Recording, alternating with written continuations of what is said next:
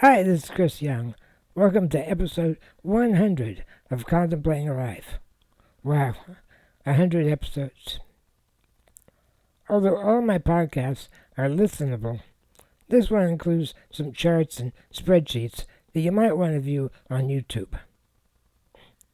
I began making preparations to review the new TV series premiering this fall. I'm already feeling disappointed when I look at what's coming.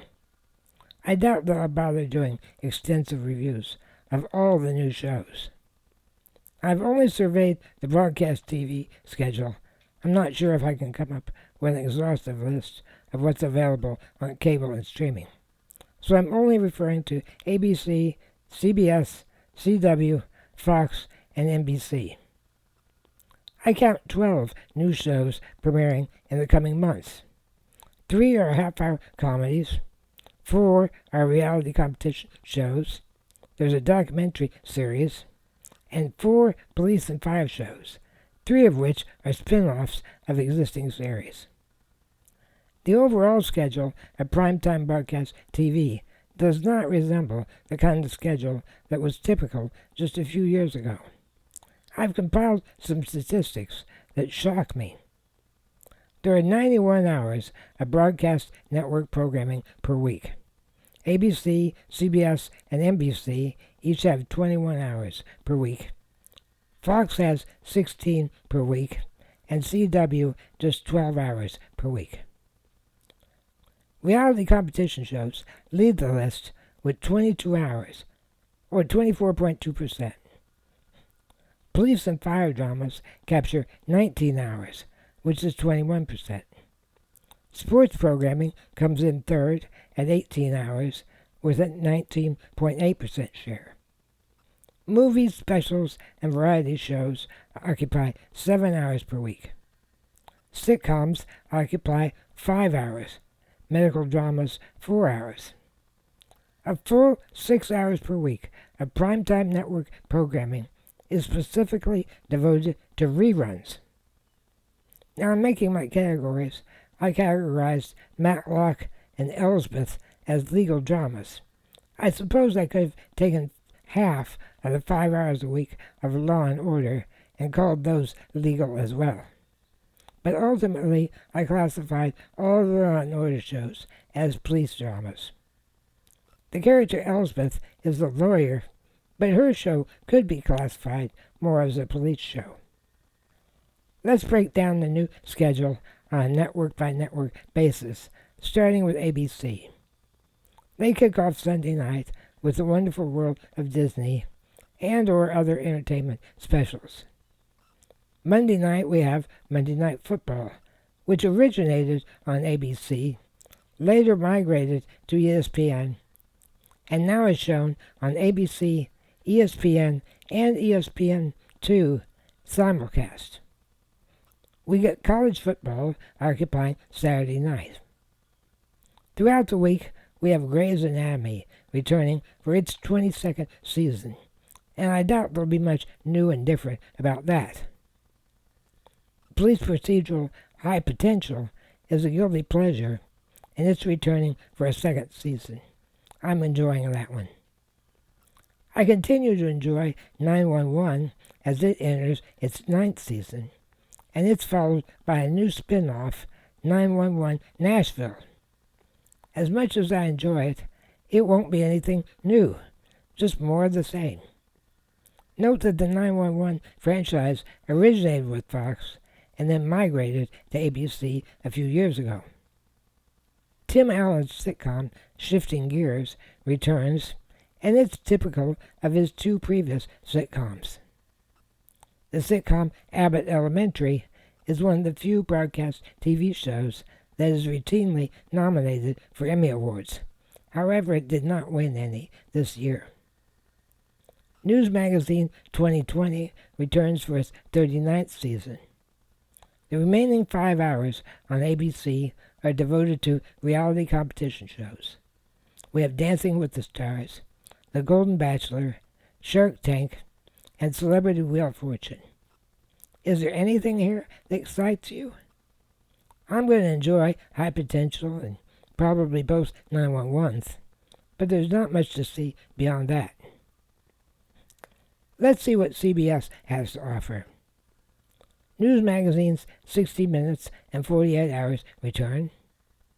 On Tuesday night, we get 3 hours of NCIS, with NCIS Original, NCIS Origins, and NCIS Sydney.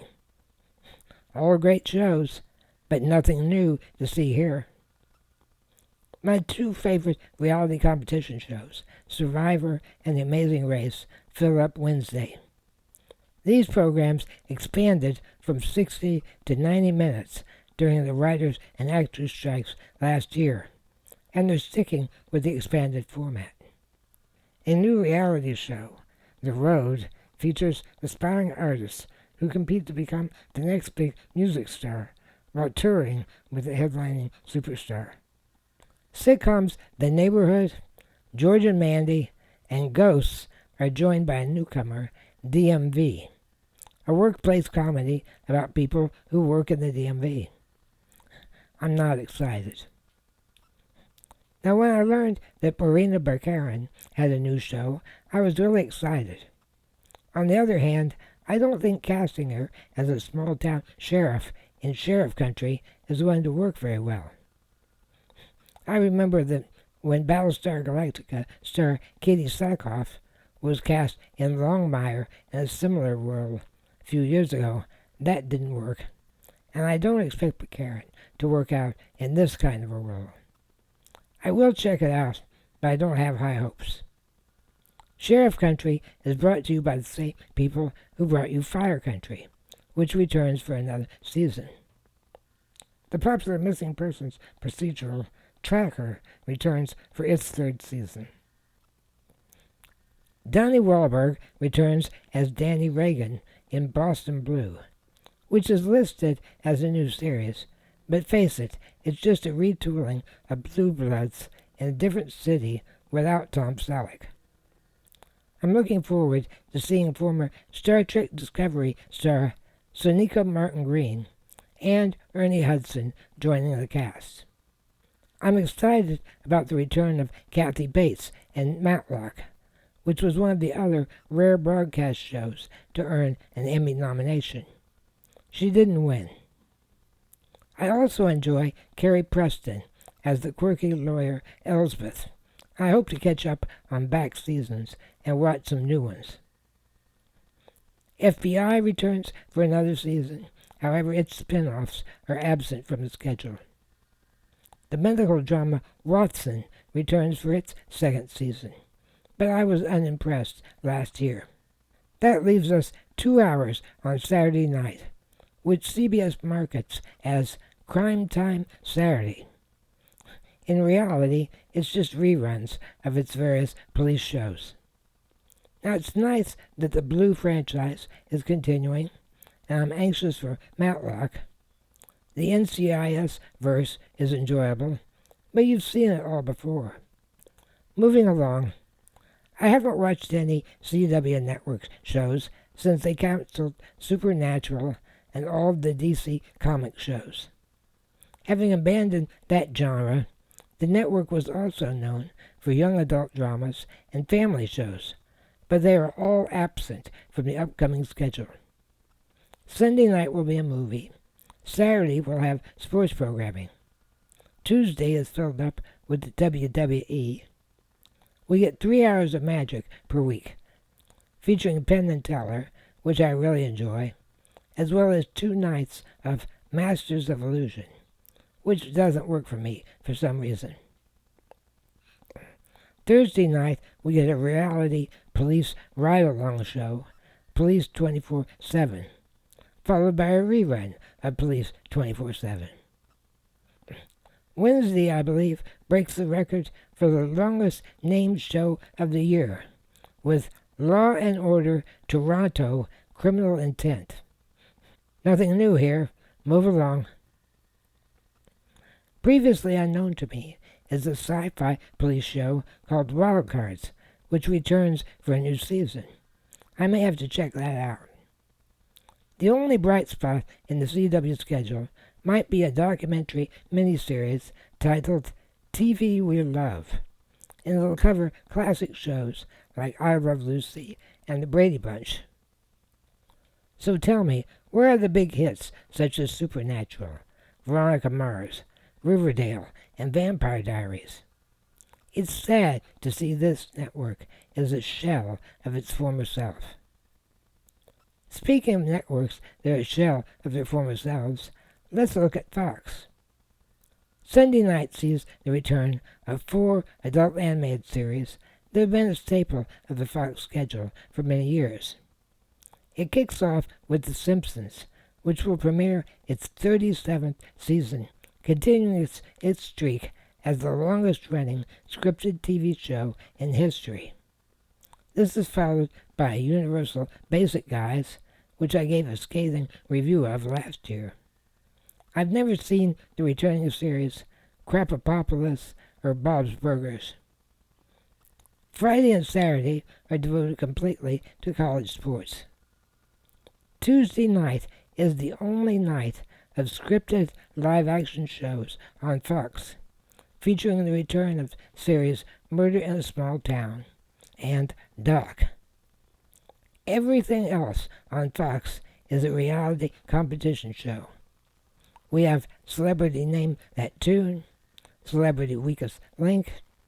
Wednesday has game shows The Floor and a new entry, 99 to Beat.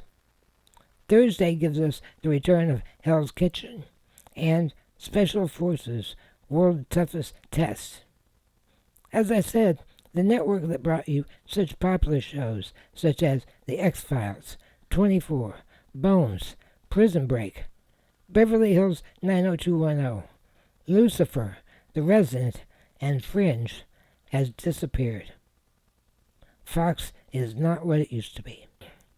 I'm sad to report that NBC isn't faring much better. Sunday night kicks off with NFL football, and Saturday night is nothing but reruns. The first 2 hours of Monday and Tuesday are devoted to The Voice. Monday also sees the return of medical drama Brilliant Minds, which did not impress me when I reviewed it last year. Tuesday night has the premiere of a new reality competition show called On Brand with Jimmy Fallon.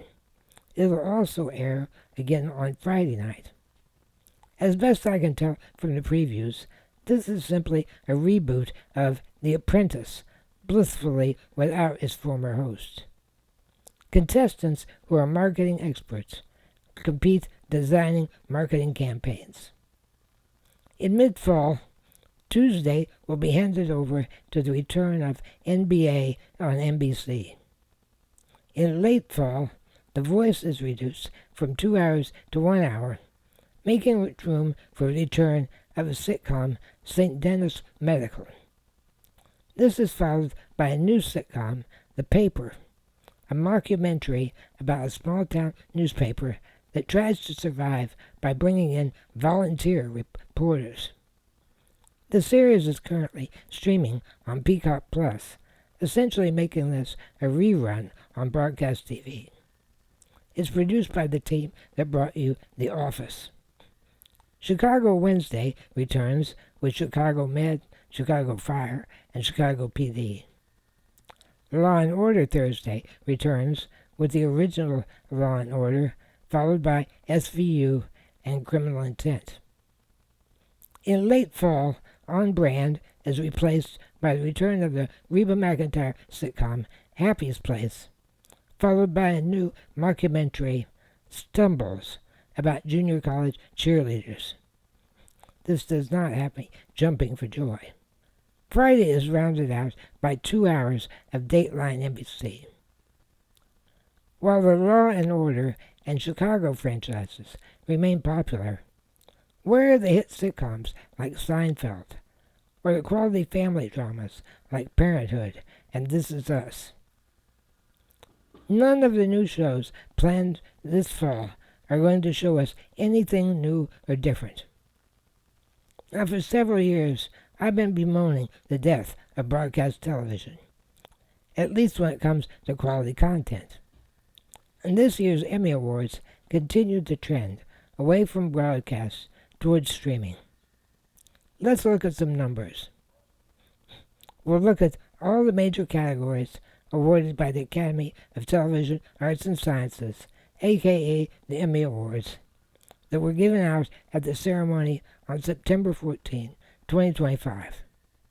Now I'm going to limit our focus on primetime scripted comedies and drama. I will exclude late-night shows, talk shows, reality competition, and live events. There were 21 awards given to a field of 104 nominees. Let's break down the nominations by network. Out of the 104 nominations we are considering, streaming services earned 61. Breaking down that distribution, AppleTV had 26, Netflix had 18, HBO Max had 8, Hulu had 7, and Disney Plus had 2. The only premium network to earn a nomination was HBO with 21 nominations. FX was the only basic cable channel to be nominated, and it earned 15 nominations. Breaking that down, we had 7 going to Apple TV. Netflix has 6, HBO Max 5, and Disney Plus had 1. HBO Cable had 2 nominations. No basic cable or broadcast TV channels won anything in these categories. I mentioned earlier, ABC was the only broadcast network to be nominated in the categories we're considering, and all 5 of those nominations were for the sitcom Abbott Elementary, which did not win anything. Of the 15 nominations from FX, we had Dying for Sex and The Bear earning 6 each. What We Do in the Shadows had 2, and Say Nothing had 1. None of them won any awards, although it should be noted that The Bear has had 21 Emmys over its previous years. The most impressive performance was Apple TV Plus, with 7 wins from 28 nominations. Surrealistic drama Severance had 2 wins from its 10 nominations. The new comedy The Studio took home 3 statues from its 6 nominations. British spy drama Slow Horses earned 1 win on 4 nominations. Shrinking and Presumed Innocent each had 5 nominations. Of all the nominated shows that I saw, every one of them was much deserved. All of this raises the question, what good is broadcast TV? I'm going to be moving into a skilled nursing facility soon, and although they have cable TV in each room, it does not include a DVR. I've been exploring streaming options, and have decided on YouTube TV, which provides me with all the local channels, as well as all the basic channels. All of this over the internet. It also includes unlimited recording for 9 months. That means that when you record a show, it stays on your virtual DVR for 9 months and then disappears. Although I haven't canceled cable yet, I'm discovering that unlimited DVR changes the way I manage my content. I click on record for any show I might ever possibly want to watch, and that show remains in my library for 9 months before it's removed. So who needs broadcast TV? All the major networks also release their content on streaming services. Original local programming, such as local news or community affairs shows, can easily be made available on a streaming service. For decades now, the only time I've ever used over-the-air television via antenna is on the rare occasion when my cable goes out. I've attempted to find statistics on the number of people who actually use over-the-air content via an antenna. I came across an article on Forbes from August 2024 titled, "The Future of Television is Broadcast and Streaming. Here's Why." Really? They think the future is watching TV through an antenna? Forbes cites statistics from Civic Science, which states that 30% of households have a television antenna. That's split with 17% who use it often and 13% who have one but don't use it much. I can understand why the rising cost of cable TV and the growing interest in streaming make cutting the cord a popular option. For under $200, you can purchase a DVR that records over-the-air broadcasts, making broadcast TV a viable option for those who want to save money on cable. But is that enough to save broadcast TV? Consider that 92% of households have internet access, so even if they cancel cable, I still think over-the-air television might soon become irrelevant. Now, I agree with Forbes that there's a trend towards streaming, but I'm not as optimistic as they were about broadcast TV. At the end of the article, they quote industry analyst Bill Harvey, who believes that the impending death of broadcast TV, which he describes as linear TV, has been greatly exaggerated. He goes on to say, begin quote, "The networks need not care which delivery path a viewer chooses. They will all be almost equally lucrative. But not if linear backs away from scripted series in favor of low-cost reality shows. That would be the way to make the feared future doom scenario come true." End quote. So there you have it. An industry expert who is very much pro-broadcast TV admits that the abandonment of scripted series will be the downfall of broadcast television. And statistics I've compiled indicate that doom scenario has indeed come true. But in conclusion, it's extremely evident that broadcast TV is on life support, and the prognosis isn't good. I've been considering, since the FCC doesn't regulate streaming content, I wonder if shows like Jimmy Kimmel Live and Late Show with Stephen Colbert could be moved to streaming platforms. The problem is Disney owns ABC, Disney Plus, and Hulu. So if Kimmel moved to Hulu exclusively, would the FCC have the guts to threaten ABC broadcast licenses over content presented only on Hulu? Could Stephen Colbert move to Paramount Plus only? Could the FCC threaten Paramount over content that was streaming only? It's sad to say, given the current situation, I guess they would try. If ABC or Stephen Colbert attempted to sue the government over censorship under the current circumstances, most pundits believe they would have prevailed.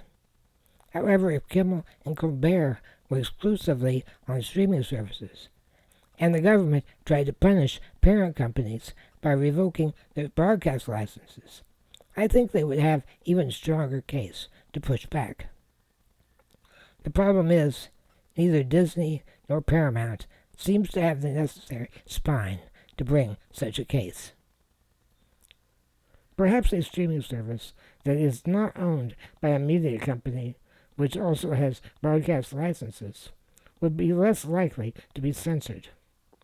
Then again, AppleTV Plus recently canceled The Problem with Jon Stewart over creative differences regarding his comments about China and artificial intelligence. Naturally, Apple has economic interest in China and doesn't want to upset the Chinese government. So even though this isn't a case of our government censorship, it's still a case of corporate interests influencing what a network or streaming service will or will not show. Ultimately, what we really need is a new non-fascist government. If my dad were alive today, he'd say, "Why don't you wish in one hand and shit in the other and see which gets full the fastest?" The bottom line is, there's plenty of high-quality content available these days, maybe more than ever. But you won't find it on broadcast TV. You'll have to pay to see it. So as always, If you find this podcast educational, entertaining, enlightening, or even inspiring, consider sponsoring me on Patreon for just $5 per month. You get early access to the podcast and other exclusive content. I'm not really in this for the money, but every bit helps. As always, my deepest thanks to my supporters. That means more to me than words can express.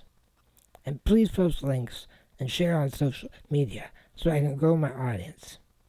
All the back episodes are available, so check those out. Leave comments, questions, or feedback. Tell me what you think about the current landscape of broadcast TV versus cable and streaming. I'll see you next time as we continue contemplating life. Until then, fly safe, everyone.